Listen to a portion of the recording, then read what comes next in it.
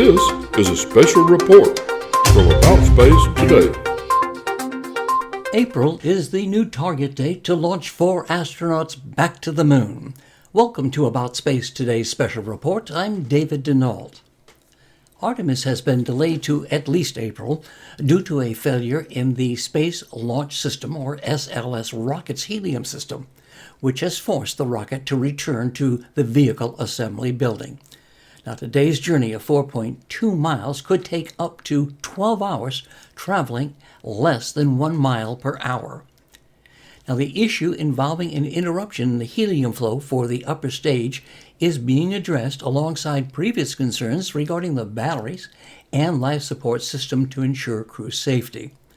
One issue of concerns has been the heat shield that protects the spacecraft during its 3,500-degree re-entry into Earth's atmosphere.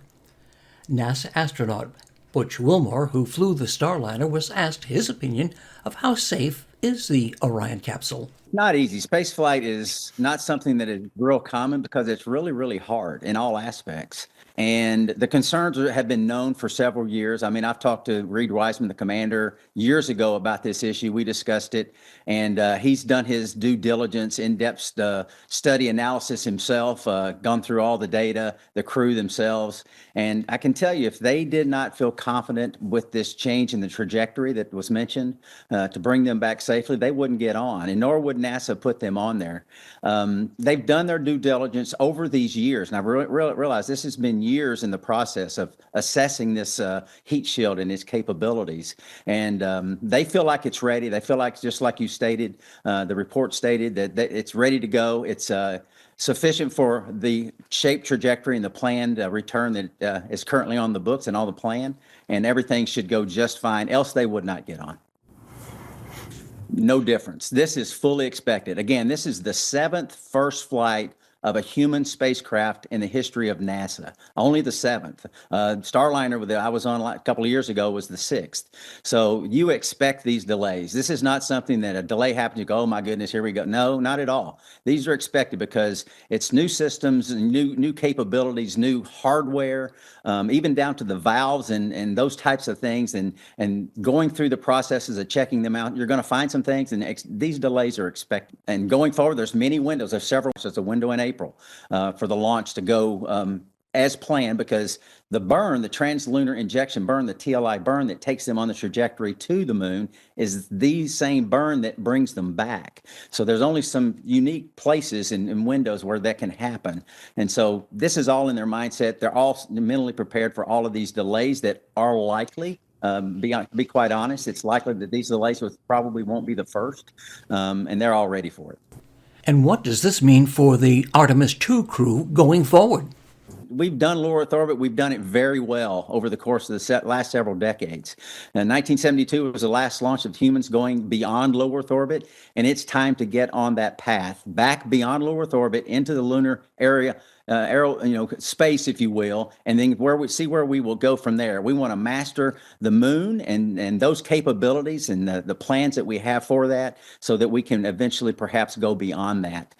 So step by step, this is another step in the evolution of human spaceflight, going to far distant destinations, and it's exciting. Astronaut Butch Wilmore. Well, there is some good news through all these trying times.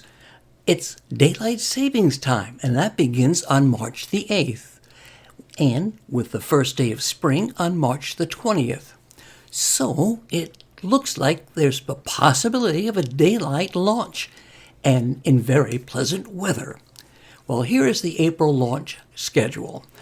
It starts on April the 1st, on Wednesday at 6:24 p.m. when the window opens for 1 hour and 20 minutes, which will be standard across all of these launches. The next date is April 3rd. It's a Friday at 8 p.m. And then on Saturday, it will be at 8:53 p.m. On Sunday, it will be 9:40 p.m. And then on Monday at 10:36 p.m. And then on April 30th, the launch window is at 6:06 p.m.